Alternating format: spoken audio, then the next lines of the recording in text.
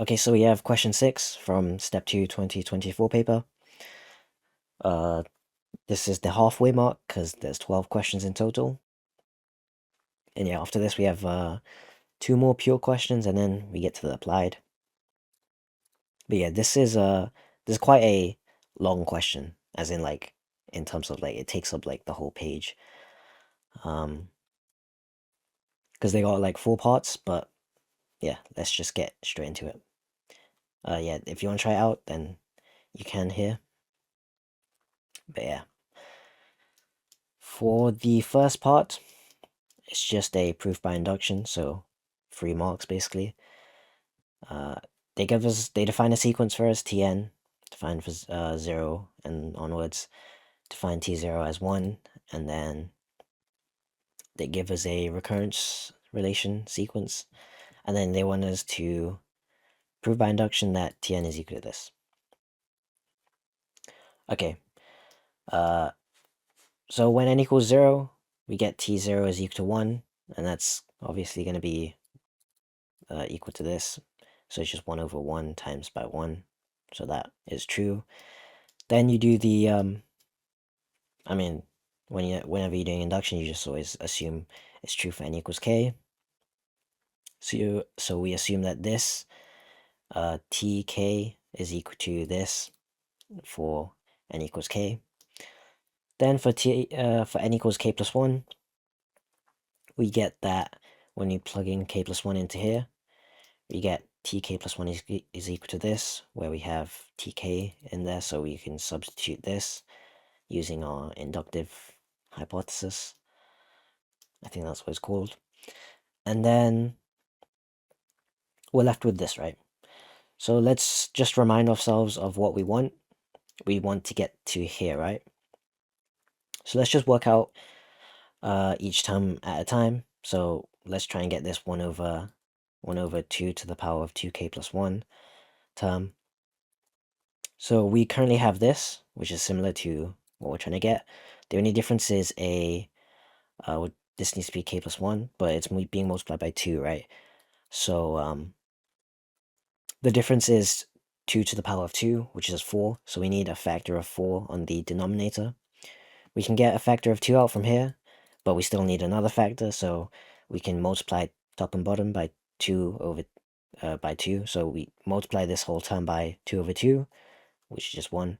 So that's why we can do that. And when you do that, we get this term, right? We turn this term into this term because we get a factor of 4 out, but we did that by getting a factor of 2 from here, so that's why that turns into k plus 1, and we also multiplied by 2 over 2, which is why this is being multiplied by 2, so you get 4k plus 2. And now we just need to somehow get this term into, oh no, this term into that term, right? We need to somehow get this term from this. So to do that, let's remind ourselves again of the, or not again, also of the binomial coefficient. It's defined by this, right? So this is what we're trying to get, and this is what we have currently, along with this term. So let's just compare, right? We have this. So to get from this to this, the denominator, we need to multiply by k plus 1 all squared. And then for the numerator, we need to multiply by 2k plus 1 and 2k plus 2. So we need to manipulate this somehow to get to the terms that we said we needed. We can see here we already have a k plus 1, but we need a k plus 1 all squared, right? So we can just multiply the top and bottom by k plus 1 to get this term.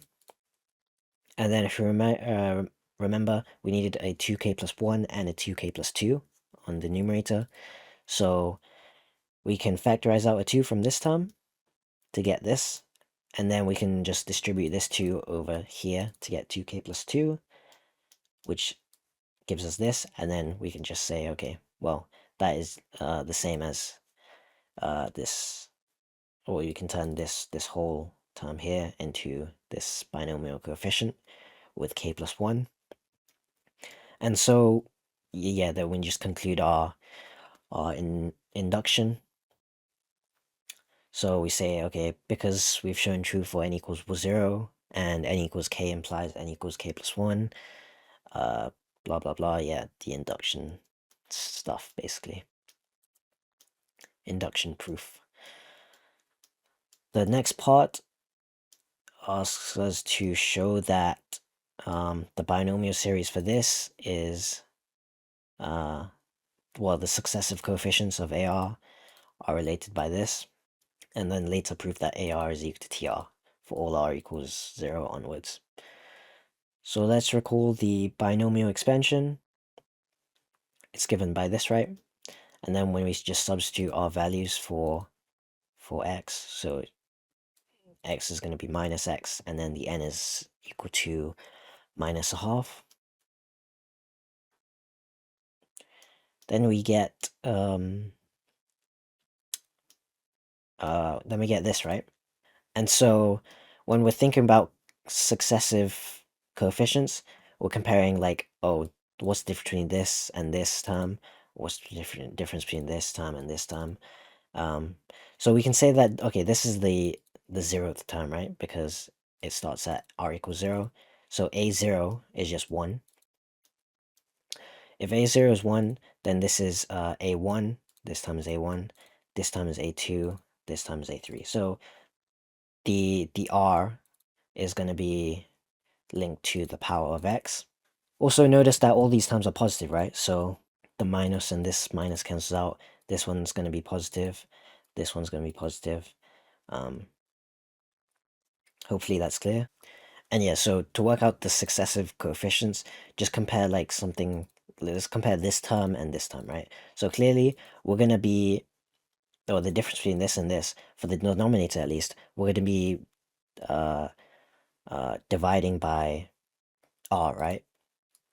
Because it's, well, the binomial expansion is just, you always divide by n factorial for the power, right? Depending on the power. So that's where you get the r on the denominator. Yeah, and for the numerator, we're going to be multiplying by a half, right? Plus r minus 1. So in this case, our r is 3, and r minus 1 is going to be this, the 2 here, right? And it's going to be plus because, like I said before, the minuses cancel out, right? So everything here is going to be positive. So you can imagine this minus will cancel out with this minus will cancel out with the minus here, and that is going to be true for all the other ones.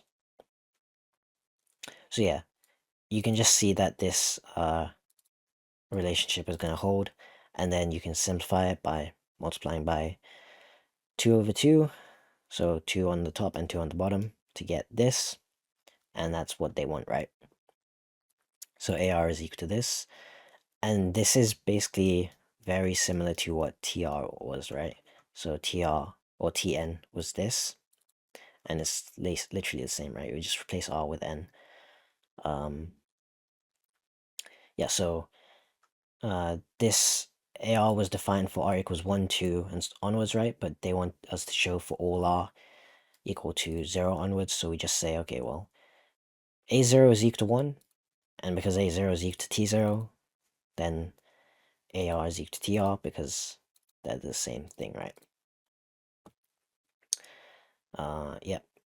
And then for part 3, it's kind of similar. They just replace, well, it's just a different binomial series. So instead of minus a half, we have minus 3 over 2. So the only difference is that, well, if you compare this series expansion to the other one, the only difference is that this one is minus half and this one is minus 3 over 2. So you can use the same logic to get this relationship, multiply by 2 over 2, and you get this.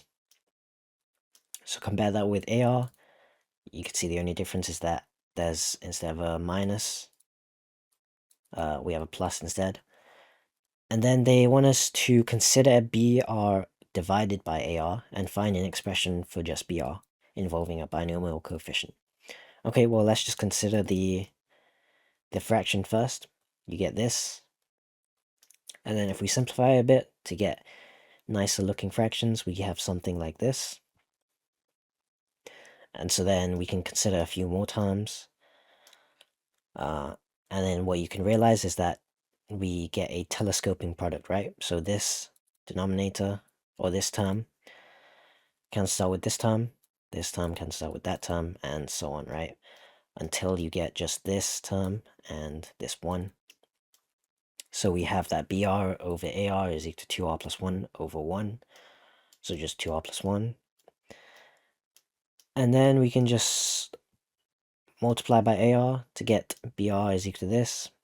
But we know what AR is, right? AR is in terms of a binomial coefficient. So we can just plug that into that, and then we get that BR is equal to this. So that's what they wanted. Now for the last part, they want us to prove that this is equal to this by considering the binomial series for this and that, or the product of them. So if we consider the product, we have this, right? We already know a summation for this, right? It's the sum from BR to sum of BR times XR from 0 to infinity. And we already know the sum of this. That involved the AR coefficient, but we don't know this, right? So we need to work this out. And I just wrote down here what BR and AR is, just to remind ourselves, or just to keep track. So let's work out what the binomial expansion of this is. We use the formula, and then we find that it simplifies down to this, right? So what do we have so far? We have this, right? We currently have this equation, but we want to show this, right? So this is basically the same as what is it? This is the same as BR, just in terms of n instead.